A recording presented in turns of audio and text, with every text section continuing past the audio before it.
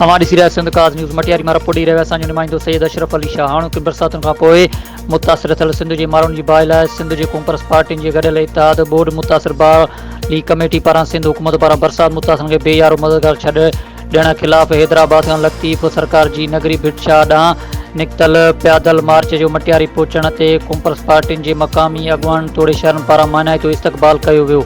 मार्च जी अॻुवाणी Sindh United party जो मरकज़ी अॻुवान रोशन बुरड़ो, सिंध तरक़ी पसंद पार्टी जो wise chairman Haidar Shahani, जिसकम अॻुवान doctor नियाज़ कलाणी, क़ौमी अवामी तहरीक जो डॉक्टर गुलजार जमाणी, अवामी जमहूरी पार्टी जी अॻुवान नज़ीर कुरैशी, रवादारी तहरीक अॻुवान पुनल सारियो, पाकिस्तान ख़ासकेली इत्तेहाद अॻुवान अनवर हुसैन ख़ासकेली ऐं सिंध सूफ़ी फोरम जो डॉक्टर बदर चना करे रहिया हुआ। मार्च में शामिल अॻुवान चयो त सिंध खे बरसात ऐं बोर्ड खां वधीक सिंध हुकूमत जी मुजरमानी गुफ़लत तबाह कयो आहे। उन करे बोर्ड मुतासिर बहाली कमेटी मुतालबो थी करे त वज़ीर आला सिंध सैयद मुराद अली शाह सूदो सिंध हुकूमत खे फौरी तौर बरतरफ़ करे मथनि सिंध खे ॿोअण जो केस दाख़िल कयो वञे। अॻुवान जो चवणु हो त सुप्रीम कोर्ट तोड़े सिंध हाई कोर्ट जे चीफ जस्टिस खां मुतालबो था कयूं त सिंध में थियल हथरादू तबाही जे नतीजे में लखें सिंधी माण्हुनि जे दरबदर थियण ऐं उन लाइ आयल इमदादी सामान में लॻल गोभियुनि जो फौरी नोटिस वठे कार्रवाई कई वञे। अॻुवान जो चवणु हो त सियारो शुरू थी वियो, उन करे बोर्ड मुतासिर ऐं गरम कंबल, गरम कपिड़ा, खाधो ऐं दवाऊं फ़राहम कयूं वञनि। अॻुवान जो चवणु हो त ताज़ो सेवण